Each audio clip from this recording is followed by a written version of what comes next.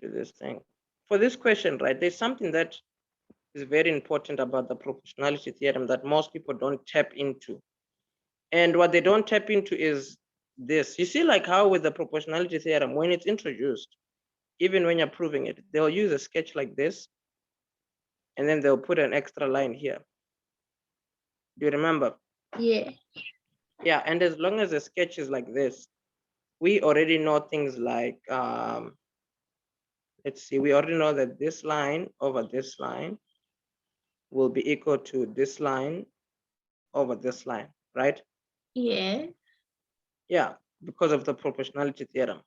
And then we can have different variations. We can even say something like this line over this line is equal to this line over this line, right? Yeah. Yeah. And the variations can go on for so long, as long as they match, as long as they're corresponding. We can even say something like this line over this line is going to be equal to this line over that line. Do you see? Yeah. Yeah. And then let me maybe even write one more just to emphasize what the point I'm trying to make. We can even write, let's try something random. We can say this line over this. No, I feel like I'm about to do the same one thing I already did already. Yeah, this line over this line is equal to this line over that line. Yeah, as long as what you're doing is matching and corresponding to each other, then you're good to go. So the idea that I'm trying to stress is, you see in the previous question here, in the previous question, we proved that ABF, right? Yeah. ABF, which is this one, is similar to AEF. AEF, where's AE? No, AEC, sorry.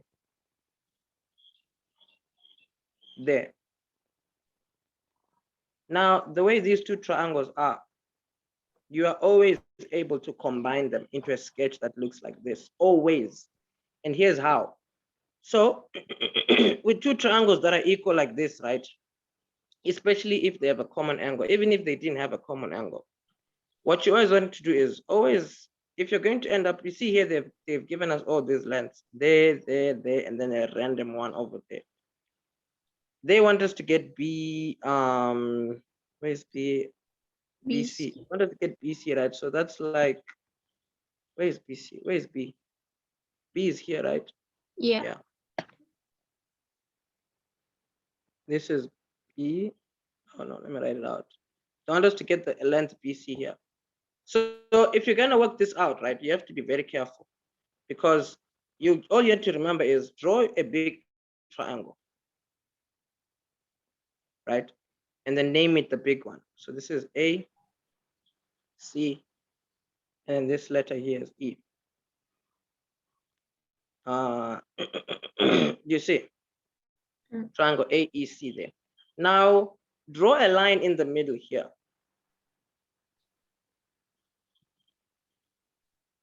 And then make sure that this line is parallel to this line.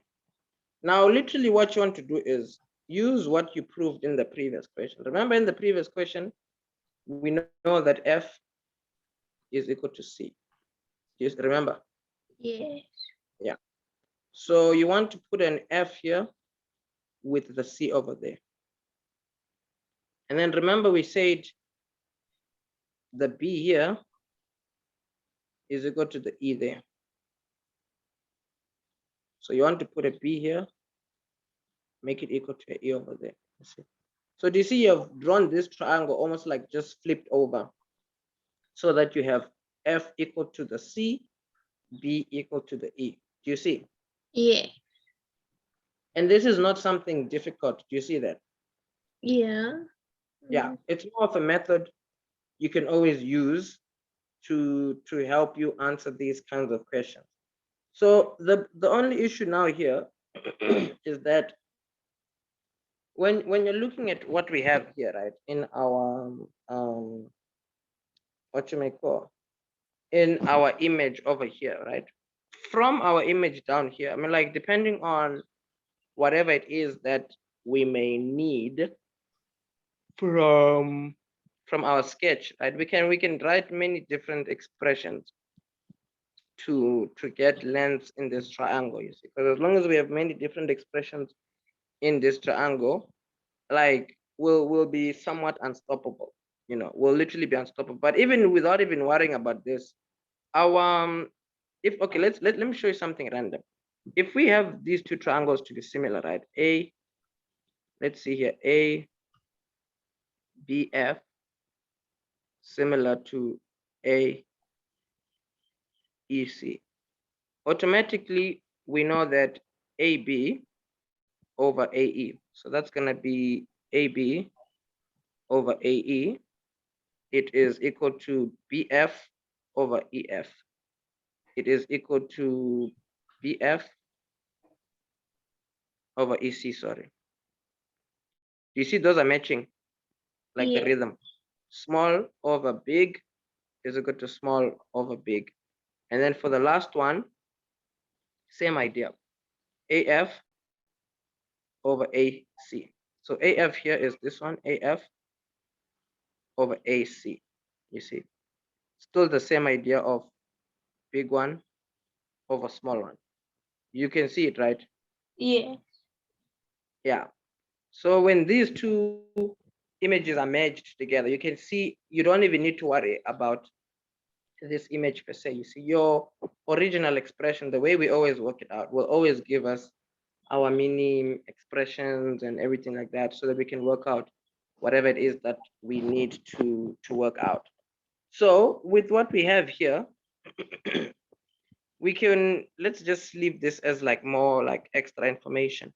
And then maybe not to waste time, let's actually maybe just dive into answering our question here, you know, for the BC. So without worrying too much about the BC, we can see that our BC is just too much of a random line, you see. And and the way this sketch is structured, we cannot say this over this is equal to that over that. We cannot say that because the way it is aligned here so far, these are not parallel, you see, because it's not that these are equal to each other, you see. That's not what it is. It's only if, let's say, we had flipped over our image, are we able to say that this is equal to that because these are parallel, yada, yada, yada. So all we can use is this here, you see, the original one, where we can write down all those things. AB over AE is equal to BF over EC, which is equal to AF over AF over AC. See, so from these written out, all we need now is to ask ourselves which of these can help us get BC. You see, so looking at the lengths we have, right? We have the AF, right? There's a line specifically written AF. So here somewhere there's the AF, perfect. And then here FE. Let's see if there's a FE anyway. There's no FE specifically, but do you see that there is AE there? AE is a 60, which is useful to us because AE there, we'll put a 60. And then secondly, there's a AB here. You see, there's an AB there, of which there's an AB over there. So automatically we can take this first one and the last one and work with that first, because this is going to give us AC. So here we can say we're writing this out because of the proportionality theorem. And then we already know that if you put in our numbers as we said we should, AB is 25. And then AE is 60. AF is 20. And then the length of AC, we can just get it firstly by cross multiplying. And then we're going to have 25 AC. Divide both sides by the 25.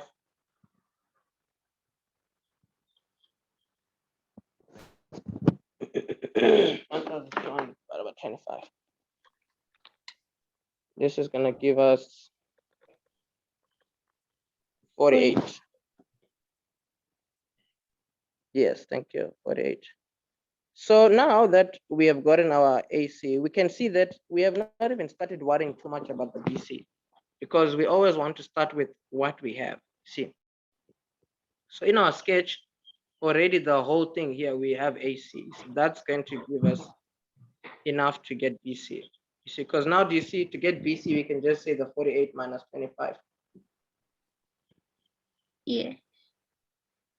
Yep. So let's do it. Let's see here. AC minus AB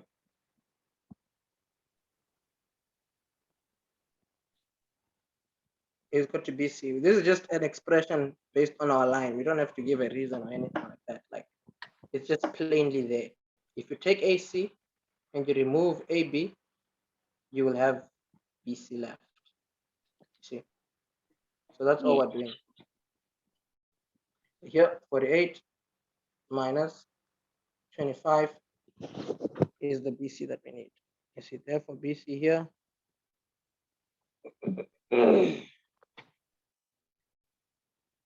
23.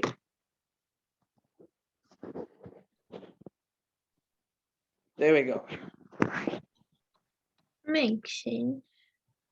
Yeah, I think this is just something random. I don't even know why my brain was thinking of this. I think maybe I was thinking of this to just highlight the fact that our triangles can be random, right? But then they will always be able to accommodate this kind of a picture, so that your proportionality theorem is something you can always use. You know, it's almost like showcasing that the proportionality theorem will always be valid as long as you've proven triangles to be similar to each other. You see? Yes. Viva, Mhm. can't I say AB over AC equals AF over AE? You can, if you want to. But then I get a different answer from you. Let's see. Let me just copy it out. Okay, let me take this thing here.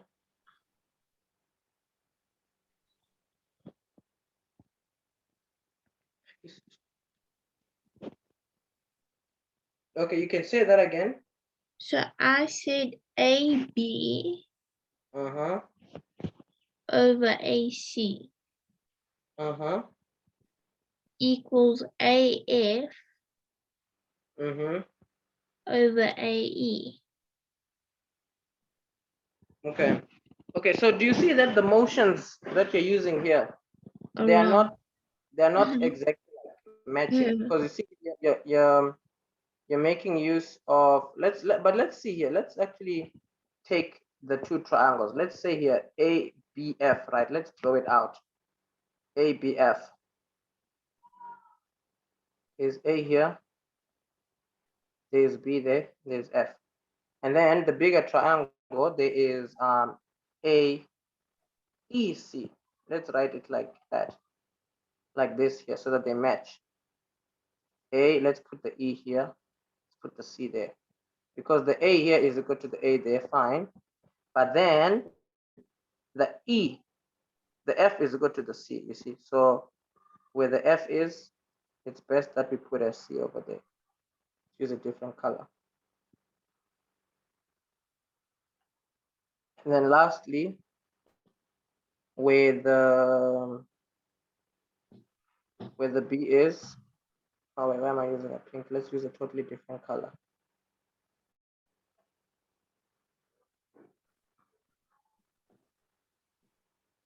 You see? Okay, so with what you said, you can repeat what you said.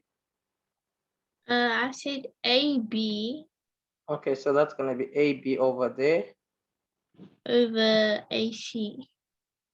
over AC there. Do you see that these, they don't match? Yeah, I see. See, because there is the pink and green here. Here there's the pink and the. See, because what I tried to do, if you go back to the picture, I tried to take AB equals BC, but then I think they're not parallel. I think that's what I was doing. Yeah, you mean AB and AC like that? Yeah. Yeah, you see, because we cannot do that as mentioned, because these are not parallel. We could have done it if it was like this image, you see, where we Yeah. can say this over that. But we said without worrying about our images, we can just always revert back to this expression and always do things that match, meaning that as long as we know that what we do here and we repeat it there, we're good, you know. We can even make it random. If you want to make it random, just make sure they match, you see. So if you want to say something like AB over BF, AB over BF, this is going to be equal to AE over EC, AE over EC, you see. Yes, it's still the same rhythm. So this will be something you can write, you see. Yeah. So even if you maybe wrote something like AB over AF, AB over AF is equal to AE over AC, AE over AC. So you can see there's a pattern there. As long as the pattern is there, you will be able to write down what you want to write down. Okay. So it wasn't that I was wrong, it just I used it in the wrong place. Yeah, the pattern was not matching. Because if you're going to do something from this triangle, right, you have to do the same from that one. So meaning if you're going to go two things from this triangle, you have to do the same two things from this triangle. But then if you want to make them 1, 1, and then 1, 1, then they have to match. Because remember what you had said was something like one thing like this on this triangle, the other one it was something different, you see. They're not matching, Yeah. but it's from two different triangles. So if you're going to go one thing from one triangle, the only thing you can use here is the same one like this, you see. So that if you want to do two things from the one triangle, you can, but then you just do those exact same two. You see, you can now say this two here is going to be equal to this one and that one. You know, it doesn't work because the pattern is not the same, even though Yeah. you did two from one and now you're doing two from the other. Yeah. That makes sense. I get it. Cool. So that's for the I there, right? Yeah. Let me see here. Yeah, so for the next one, right? They want us to prove, let me do this.